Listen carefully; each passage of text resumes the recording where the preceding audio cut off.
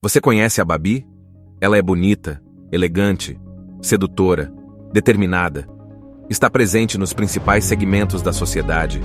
Geralmente ela se aproveita do desejo e ganância pelo poder, pela riqueza, pela luxúria desenfreada. Por causa dela, muitos já foram destituídos e também já subiram ao poder. Por causa dela, nações já entraram em guerras.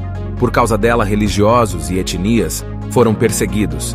Ela não apenas influencia o sistema, ela é o próprio sistema.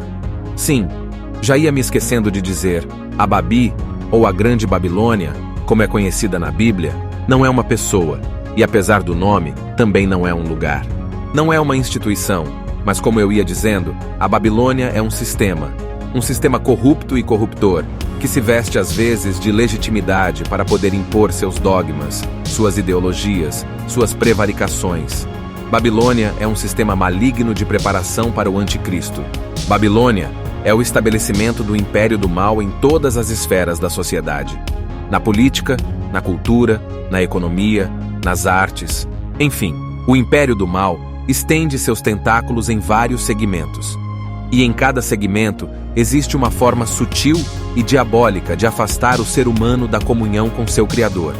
Na Bíblia, já estava profetizada toda essa deturpação da ordem moral e espiritual. Textos bíblicos de mais de 2 ou 3 mil anos atrás mais parecem notícias do jornal de ontem. Na política, em Daniel capítulo 3, do versículo 10 ao 12, e no capítulo 6, do versículo 1 ao 9, a Bíblia mostra que nos últimos tempos haveria corrupção, promulgação de leis anticristãs e o globalismo.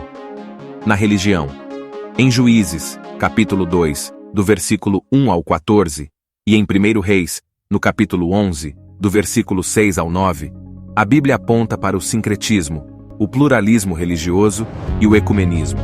Fora outras passagens bíblicas que falam sobre apostasia e esfriamento espiritual generalizado. Na mídia, ocorre a ridicularização dos valores cristãos, a perversão da sexualidade e a inversão da malignidade. Tudo isso pode ser bem constatado e verificado na segunda epístola de Paulo a Timóteo, no capítulo 3, dos versículos 2 ao 8. Também em 1 Timóteo, capítulo 4, versículo 7. E ainda em 1 Pedro, capítulo 3, do versículo 1 ao 6. Na ciência, dentre outros aspectos, se constata o materialismo, o evolucionismo e o ateísmo. Tudo isso devidamente registrado e vaticinado em 2 Timóteo, capítulo 4, versículos 3 e 4, e em Colossenses, capítulo 2, versículo 8, e ainda em Isaías, capítulo 40, versículo 10.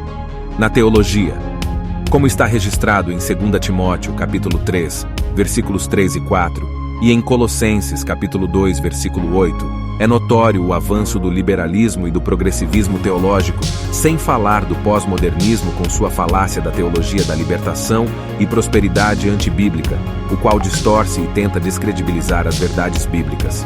Na ética moral e social, vemos o avanço de ideologias que insistem em tentar neutralizar os bons costumes cristãos aprendidos por nossa sociedade. O relativismo, o dualismo, o hedonismo e questões em defesa do aborto, da eutanásia e dessacralidade da vida insistem em iludir e aprisionar a sociedade com mentiras travestidas de legalidade e legitimidade. Em 1 Timóteo, capítulo 3, versículo 4.